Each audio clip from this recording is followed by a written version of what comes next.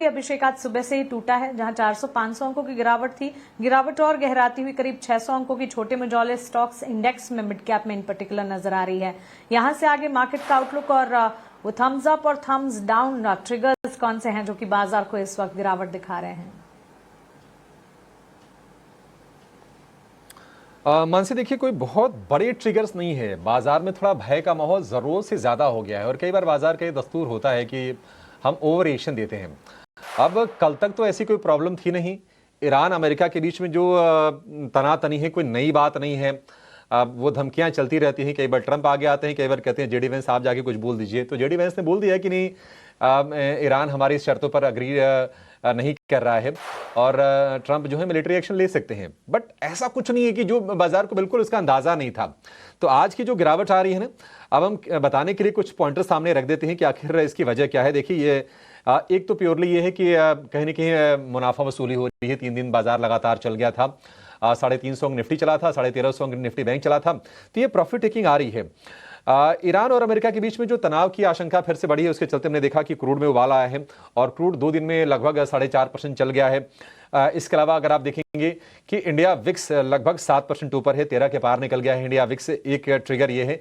अब ये तो रिफ्लेक्शन है, कोई ट्रिगर नहीं है, रिफ्लेक्शन है बाजार के सेंटिमेंट का कि जो फियर जो बन रहा है ईरान अमेरिका को लेकर, ट्रेडर उसको लेकर थोड़े से कॉशियस होते नजर आ रहे हैं।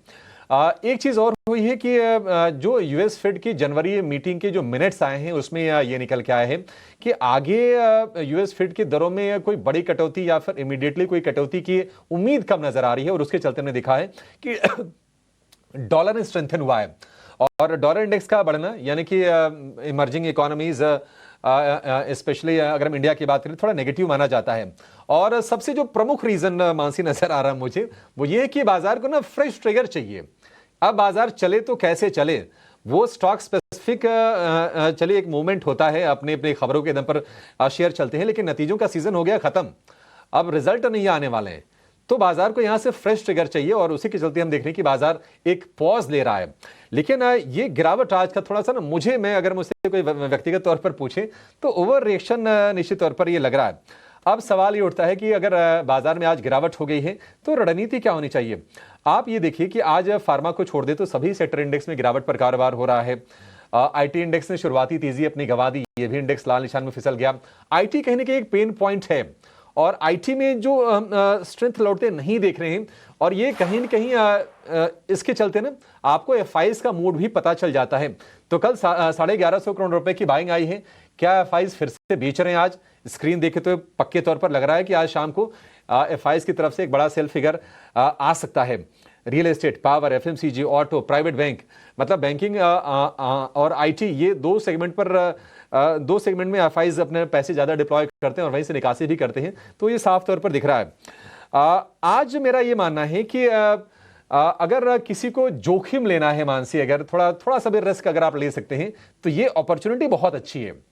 निफ्टी के लिए जो मेरा मानना है कि इंट्राडे का जो सपोर्ट है 25,525 के आसपास का सपोर्ट है। यहीं पर 20 डीएमए का लेवल भी है। और अगर हम रेजिस्टेंसेस की बात करें तो 25,700 का एक रेजिस्टेंस है। अगर आपको जोखिम नहीं लेना है तो आप कल की जो क्लोजिंग लेवल जो 25,800 के ऊपर थी उसका वेट कर लीजिए, क्योंकि 25,700 से 25,800 एक रेजिस्टेंस जोन है। यहां पर बाजार हो सकता है कि थोड़ा ठहरे। मौजूदा स्तर से शॉर्ट को लेकर मेरा कोई कॉन्फिडेंस नहीं है और मुझे लगता है कि बाजार यहां से रिवर्सल दे देगा। एक भी कोई पॉजिटिव ट्रिगर आ गया, एक कोई स्टेटमेंट अगर आगे आ जाए अगर बाजार के पक्ष में। अगर हम निफ्टी बैंक की बात करें तो 14 शेयर जो भी है निफ्टी बैंक के कंपोनेंट, सारे के सारे शेयर में आज गिरावट हो रही है। Axis bank, ICC bank, Kotak bank में 1% से ज्यादा की कमजोरी है। एसबीआई की बात करें तो 0.25% के आसपास की कमजोरी हम एसबीआई में देख रहे हैं। लेकिन मुझे लगता है कि निफ्टी बैंक ने एक जो भी गिरावट आए आपको साइजेबल 500-600 अंकों की, उसको हमेशा बाइंग के तौर पर इस्तेमाल करना चाहिए। निफ्टी बैंक को लेकर एक कंसेंसस है कि इस सेक्टर में ऐसी कोई टेंशन की स्थिति नहीं है।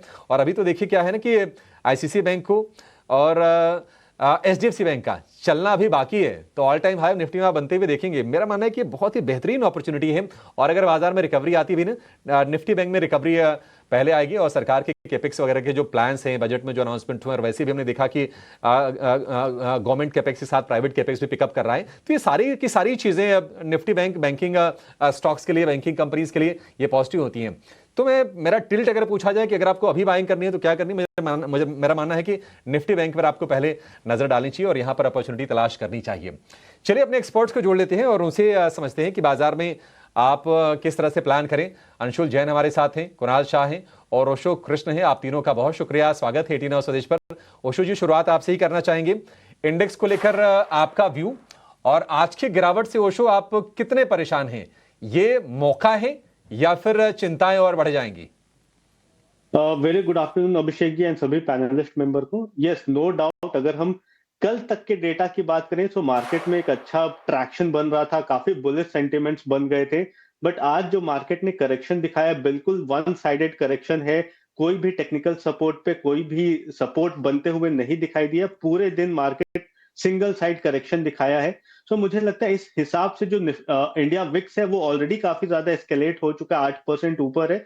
बट करंट लेवल्स पे अभी भी अगर हम टेक्निकल या डेरिवेटिव डेटा देखते हैं तो 25,500 का एक मेजर सपोर्ट है। तो मुझे लगता है मार्केट में अभी ग्लोबल कंसर्न्स के वजह से करेक्शन आया है, बट ओवरऑल हमारे मार्केट के सेंटिमेंट्स बुलिश टर्न अराउंड हो चुके थे। सो नो डाउट आज का एक नी जर्क रिएक्शन है। आज के डेटा पे हमें ज्यादा सेंटिमेंट बेयरिश फ्रंट पे टर्न अराउंड नहीं करने चाहिए।